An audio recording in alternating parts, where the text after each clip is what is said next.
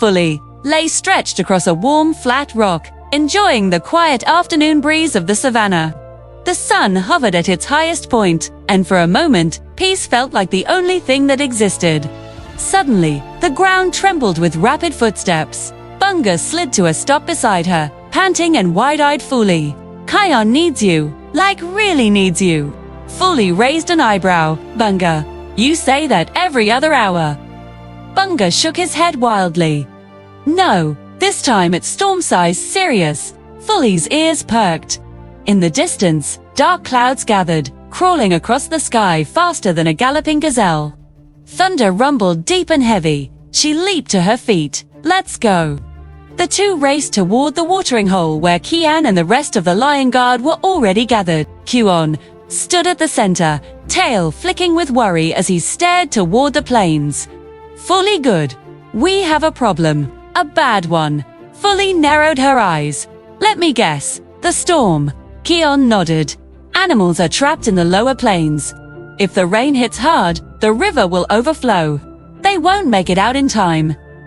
Another boom of thunder shook the sky. Fuli stepped forward. Okay. Point me in the right direction. I'll get them. Ono swooped down, feathers ruffled by the growing wind. I spotted a herd of gazelles caught between fallen trees. And further east, a porcupine family is stuck in a ditch. Fuli nodded sharply.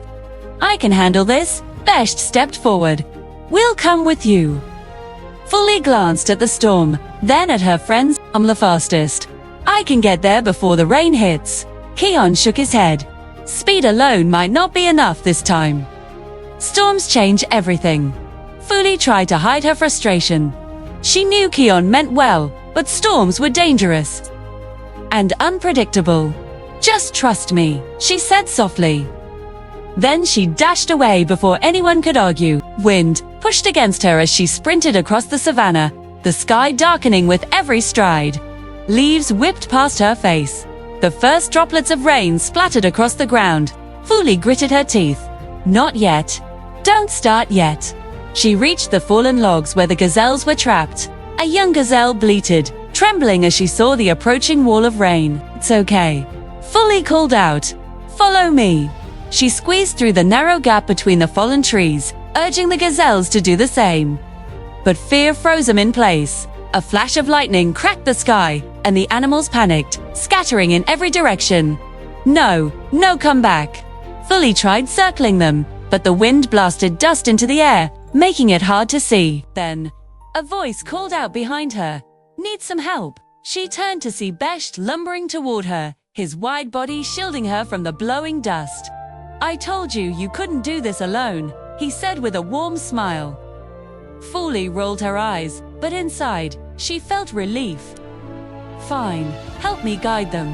Together they blocked the gazelles from fleeing into dangerous paths. Beshte calmly nudged them toward the clearing, while Fuli dashed ahead, clearing a safe route. One by one, the herd made it through. Thank you, the young gazelle cried before they hurried toward higher ground. The porcupines, Fuli gasped. She looked east where the wind now twisted the trees like blades of grass. Let's go, she shouted, sprinting ahead with Beshte close behind. Wind. They reached the ditch. The porcupine family huddled together, rainwater already pooling around their feet. We're stuck, the smallest cried. Fuli searched for a way down, but the mud was too slippery. Beshte stepped forward. Climb on my back, I'll lower you down. Fuli nodded and hopped onto him. Slowly, Beshte shifted his weight, lowering Fuli close enough to grab the frightened porcupines. She lifted them one by one, but the last porcupine trembled and refused to move. I'm scared, he cried. Fuli softened her voice. I know storms are scary, but you're not alone. I'm right here. The little porcupine sniffled, then finally reached for her. She lifted him to safety. Just as they finished, the first heavy sheets of rain crashed down. The ditch filled rapidly, water rushing through like a miniature river. Beshte struggled to pull himself free from the mud. Fuli grabbed his ear. Come on, don't stop now.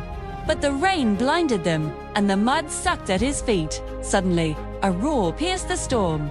Kion landed beside them, eyes glowing with determination. Lion Guard, let's do this together. Ono circled above, guiding them away from the deepest mud. Bunga helped pull porcupines to stable ground. Kion and Fuli pushed together as Beshte freed his legs with one mighty shove.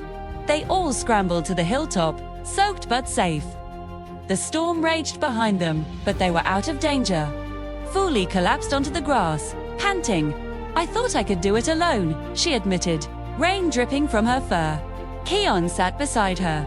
"You're the fastest in the Pride Lands, Fuli, but even the fastest need a team." Fuli looked around at her friend's tired, muddy, drenched, but smiling show. She said softly, "I guess speed isn't everything." Bunga plopped beside her. "Especially when you've got a honey badger as awesome as me on your side." Fuli smirked. "Sure, Bunga, whatever you say." The storm began to fade, sunlight peeking through the clouds. The animals they rescued gathered nearby, cheering and calling thanks to the Lion Guard. Kion looked proudly at Fuli.